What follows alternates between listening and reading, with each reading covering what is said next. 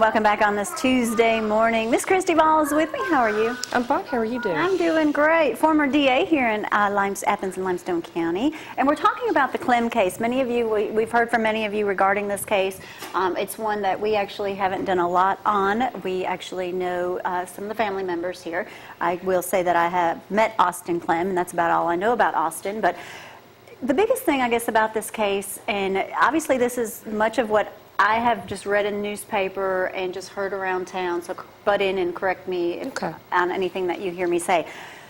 Okay, Austin Clem was charged with one charge of rape, first degree, and then 2 counts, second degree? He was convicted of those counts. Rape first is rape by forcible compulsion. Rape second is what is commonly referred to as statutory rape, meaning that he was over the age of 16, she was under the age of 16. Okay, he, I understand, was 18 years old. She claims that the abuse started at 13, twice raped at 14, and then once again at 18.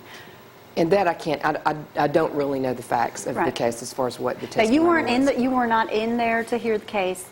I mean, no. The jury did convict him of those 3 counts. That's correct. And when Judge Woodruff sentenced him, he did what? I was present at sentencing, but at sentencing, Judge Woodruff sentenced him to a 20-year sentence on count 1, which was the rape first, split to do 2 years on the Limestone County Community Corrections Program. The Community Corrections Program is actually a sentence to prison. It's just, however, served in the community and not actually in a state penitentiary. And then that split would be followed by 3 years of supervised probation.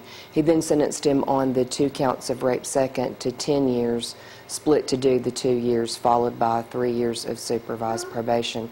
They're to run consecutive, which means that there are 30 years that he is actually sentenced to hanging over his head. Okay, and a lot of people, you know, this has been a big controversial case here simply because, one, Athens is a small town. Well, if any town that this happens, when you see the headlines, rapist is walking around loose after being convicted of 3 counts, he got no jail time. And that's what has a lot of people upset, and obviously the victim as well, Courtney Andrews. And usually her name is not released, however, she's given permission for it to be in the media. She's done some interviews on CNN Headline News and other areas as well. She's baffled by the sentencing, which of course any victim would be. Now, I know every case has to be different. Some people I've heard say, well, maybe the judge didn't believe her testimony, maybe he did. We cannot speak for Judge Woodruff. I do have to say this. We've known him for 10 years, and I honestly have never heard anybody say a bad thing about him. Obviously, the sentencing, Brian Jones is livid about this, and he has filed, not an appeal, it's not an appeal. What exactly did he file? It's a writ of mandamus. And actually, the state has no mechanism by which to appeal a sentence. The sentence is given to a defendant. So a defendant has the right to appeal. The state has no right to appeal any sentence. The sentence is up to the judge. Unheard of for a prosecutor to go after a judge like this. I've never known a prosecutor throughout the state to file a writ of mandamus on a sentence before. This is the first. But a writ of mandamus is actually is called a command. It literally means to command. It basically is not asking the judge to overturn the sentence. It's asking the judge to follow the law. In other words, they are alleging that there are 2 grounds by which the judge was illegal in his sentence. One being that a split on a 20-year sentence has to be 3 instead of 2. And I do believe that to be the law. And that was brought out at sentencing. Judge immediately said, I will correct that. And I think his intent is to correct that split at some point. I'm not exactly sure when But obviously this was filed prior to Judge Woodruff changing that sentencing. No. He actually said at sentencing, I think his exact words were, I will revisit that issue at a later time. I think he had already entered his order. I think his intent was to go ahead and change that.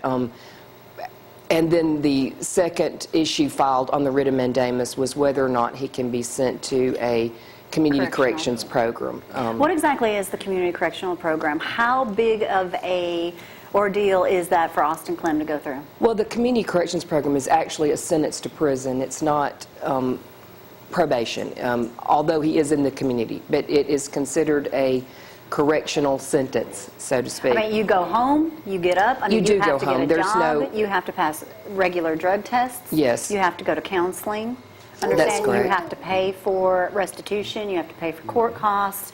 You have to pay for your own drug tests. Is that correct? That's correct. And then I think one aspect of the sentence that may be overlooked is he's a registered sex offender. SORNA, which is the Registration and Community Notification Act throughout the United States, will require him to register as a sex offender for the rest of his life. He will not be allowed to participate He in won't be anything allowed to with go to his children. school to see his children play. That's correct. Go to their softball games if they play softball That's or right. football or anything like that. Austin having 3 young children of his own, how does this change their lives? I mean, I understand they're divorced. He's divorced from his wife or ex-wife. So I mean, if they choose to get back together and he's allowed back in that family, what does that mean for the kids? Well, I can answer as to SORNA. He will be allowed to have contact with his own children, or they could live in his home. No other children would be allowed to be in his home, so there would be no visits by other children, children things in their of that home. nature. He can't have any contact pursuant to community notification and SORNA with, can't go to a school, can't go to certain daycares, can't be Right. within so many feet of these places, can't work so close So to there some of these are a places. lot of limitations. Certainly there on are sex offenders, restrictions, of course. yes, And yes. obviously, by having to report for the next 3 years, you're being watched quite closely. That is separate in that is community corrections and not registration Just as a sex offender. registering it as a sex offender. Right. So there is more stipulations on him than just you have to register as a sex offender. That's correct. And then what has happened is there's been this writ of mandamus filed over the weekend by the state, which is asking the judge to re-sentence him pursuant to the law. They're asking him to correct what they say is an illegal sentence. Now, it's my understanding at sentencing that Judge Woodruff indicated he was going to correct that amount of split. That, Which, okay, even if the judge goes back and he says, okay, obviously I'm going to correct this part of it, does that mean that Austin is going to be sent to prison and not do the community services, or that's still an option for him to do community? absolutely, it's still an option. So it doesn't mean it's a guarantee he goes to prison? No, and as I said, it's not an appeal of a sentence. All it's asking is, Judge, there are 2 reasons that we say that this sentence is illegal. We're asking you, actually it's a command, we're commanding you to follow the law. And the judge can do whatever he wants to do at that point. And our system works. There's a reason why there is a 2-part of a trial of it. There's a trial and there's sentencing. The trial, the state got a conviction. The sentencing is up to the judge, and that's left up to Judge Woodruff. Now, I know that Judge has not commented, and I do want to point out that under the law, Judge cannot comment. The judicial In his canons of- defense, judges don't comment. Right, you're not allowed to, ethically. The canons of judicial ethics will not allow him to comment on a pending case. So when you see that he's been reached for comment and gives no comment, that's why? Yes, that's why his defense. he cannot. So this writ of mandamus is pending at the Court of Criminal Appeals, and then it will be up to Judge Woodruff if he wants to change his sentence. If the Court of Criminal Appeals tells him to. It will be up to him to how he wants to do that. You know, with so many different cases that you talk about, and not just this one is about a rape. You know, we've heard about cases where there's been a murder left out, brought out, and there's other cases. Why do you think this one is getting so much attention? I can't answer that. I was in office for a long time, and it would sometimes baffle me as to Does it have why. a political feel to it? I can't answer that either, so I don't Let know. me. It sounds like there's a little political going on here, too. But, okay, what happens if, with the O.J. Simpson case and Trayvon Martin getting in trouble here recently, usually if that's their character to get in trouble, they get in trouble. Now, should Austin get in any trouble, what happens to him? Well, there's a 30-year sentence that Judge Woodruff imposed, which is a very steep sentence, is hanging over his head. So That's a big sentence hanging over your head. And you don't go Absolutely. for just a little while and get out on parole. You have to go and serve your full sentence? Right, he's convicted of a Class A felony, which means that if he is revoked, he will do at least 80% of his sentence.